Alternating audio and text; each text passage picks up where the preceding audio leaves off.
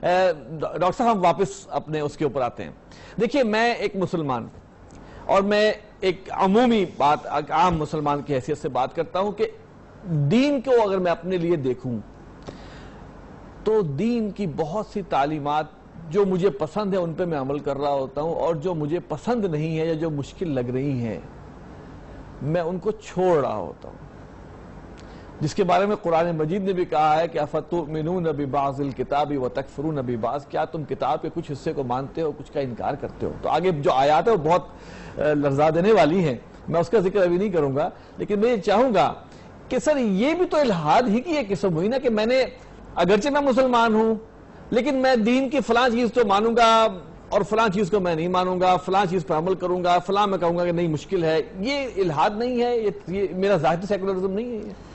بس اس میں اصل میں دو مختلف پہلو ہیں.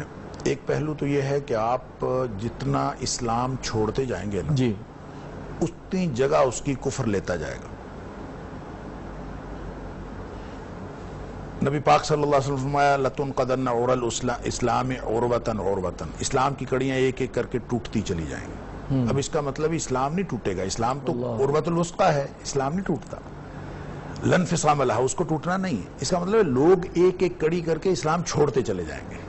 مطلب یہ نہیں ہوتا تو چلیں یہی کر لیں، یہ نہیں ہوتا تو چلیں یہی کر لیں. تو اس کی ظاہر ہے جہاں جتنی جگہ پر اسلام کو آپ نے ترک کر دیا اس گیپ کو کس نے فل کیا؟ کفر نے. جہاں اسلام نہیں ہے وہاں کفر ہے. پھر نبی پاک صلی اللہ علیہ وسلم فَلَمَّا انْتَقَدَتْ عُرْوَةٌ تَشَبَّثَ النَّاسُ بِالَّتِي تَلِيهَا، جب بھی کوئی کڑی ٹوٹے گی نا، یہ لوگوں کے ہاتھوں سے ایک کڑی اسلام کی چھوٹ گئی تو لوگ اس سے نیچے والی کو پکڑ لیں گے، چلیں یہی ٹھیک ہے، کم تر کو، اتنا ہاں کم تر کو، یہی اسلام ٹھیک ہے، کمی کی طرف کا سفر، کمی کی طرف. پھر آپ نے اس کی وضاحت فرمائی کہ یہ سارا سسٹم کہاں سے چلتا ہے کہاں تک جاتا ہے، اس کی ابتدا کیا ہے انتہا کیا. آپ نے فرمایا اولہن نقداً الحکم، سب سے پہلی کڑی جو اسلام کی ٹوٹتی ہے وہ یہ کہ قانون غیر اللہ کا آ جاتا ہے. اللہ اکبر. تو جب غیر اللہ کا قانون آ گیا تو اس کا مطلب ہے کہ اسلام کی جگہ کفر نے لینی شروع کر دی. اور فرمایا کہ اس سے ٹوٹتے ٹوٹتے جب آخرہن نقداً، اور جو آخری کڑی ٹوٹتی ہے الصلاۃ، وہ 5 وقت کی نماز ہے. تو اس کا مطلب ہے 5 وقت کی نماز تو باٹم لائن ہے کہ ادنا ترین مسلمان وہ ہوتا ہے جو کم از کم 5 وقت نماز تو پڑھتا ہو. ہم آج کے دور میں اس کو بہترین مسلمان کہتے ہیں جو 5 وقت کی نماز پڑھتا ہے. وہی کڑیاں ٹوٹنی شروع ہوئی نا. میں وہی کہتا ہوں ہم کہاں سے شروع ہوئے اور کہاں آ کے ٹوٹے. بات اصل میں جو آپ نے کہی تھی کہ کیا وہ بھی الحاد کی ایک قسم ہے. آف کورس ایک ہم جب شریعت کی زبان میں دیکھتے ہیں تو ایک نفاق ہے اور ایک شرک ہے. قرآن نے وَمَن لَمْ يَحْكُمْ بِمَا أَنزَلَ اللَّهُ فَأُولَٰئِكَ هُمُ الْكَافِرُونَ وَمَن لَمْ يَحْكُمْ بِمَا أَنزَلَ اللَّهُ فَأُولَٰئِكَ هُمُ الظَّالِمُونَ وَمَن لَمْ يَحْكُمْ بِمَا أَنزَلَ اللَّهُ فَأُولَٰئِكَ هُمُ الْفَاسِقُونَ. 3 ڈگریاں دے دی کہ جو اللہ کے قانون کے مطابق فیصلے نہیں کرتے وہ ظالم ہیں، فاسق ہیں، کافر ہیں. تو اسی طرح گویا وہ اپنا اسلام چھوڑ کے آہستہ آہستہ کمپرومائز کر رہے ہیں کفر کے ساتھ. اب آگے آ کے یہ کفر کے ساتھ کمپرومائز 2 طرح سے ہوتا ہے. ایک ہوتا ہے اپنی کمزوری کی وجہ سے، جذبات کی مغلوبیت کی وجہ سے، کسی بھی وجہ سے انسان کے اندر کوئی کمی ہوتی ہے، کوئی خرابی ہوتی ہے، اس کو انسان چھپاتا رہتا ہے. اس کفر کو یہ کہہ لے جو انسان کے اندر ہے. ایک خطاکار مومن ہے جس کے دل کے اندر ایمان ہوتا ہے، وہ اپنی خطائیں، غلطیاں، کوتاہی کی وجہ سے کرتا رہتا ہے، اس کے بے شمار اعتراف بھی کرتا ہے. ایک ہے وہ شخص جس کے دل میں کفر ہے. اس کے پھر 2 مظاہر. ایک مظہر وہ یہ تو مومن جو گناہگار ہے، گناہگار خطاکار مومن ہے، اگر یہ توبہ کر کے فوت ہو جائے گا اس کے گناہ اس کو کوئی نقصان نہیں دیں گے.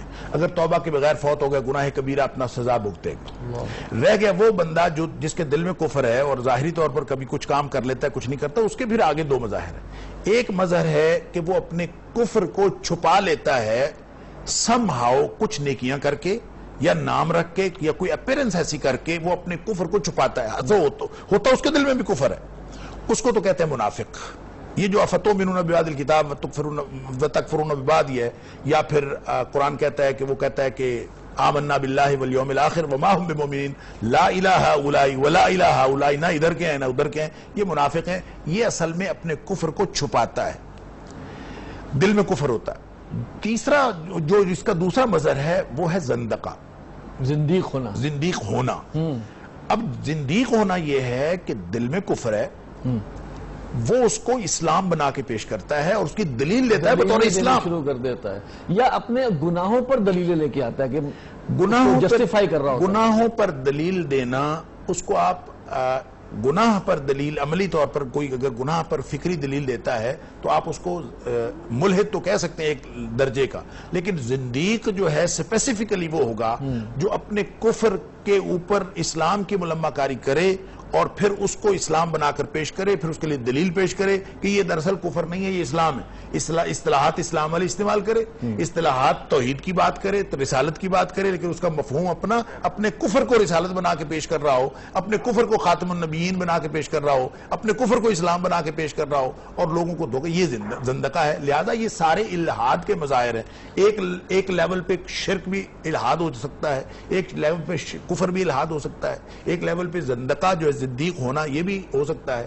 لا ادریت جس کو سکیپٹسزم، کل بھی اور یہ صاحب نے بات کی، جو سکیپٹسزم ہے، لا ادریت، ایگنوسٹسزم کہہ لیں کہ مجھے نہیں پتا کسی چیز کا، یہ بھی دراصل تو اللہ کے اس نظام سے بغاوت کا نام ہے۔ آپ پہلے بغاوت کرتے ہیں، بعد میں یہ ذرا مائلڈ طریقہ ہے، مائلڈ طریقہ ہے، یہ پہلا سٹیپ ہے کہ میں جناب اس نظام کو تو آپ چیلنج کرتے ہیں۔ لہٰذا پورا طرز فکر بدلتا ہے، الہاد ذرا سا ہو یا الہاد پورا ہو، جب آپ اس پورے سسٹم کو گویا اڈاپٹ کر لیتے ہیں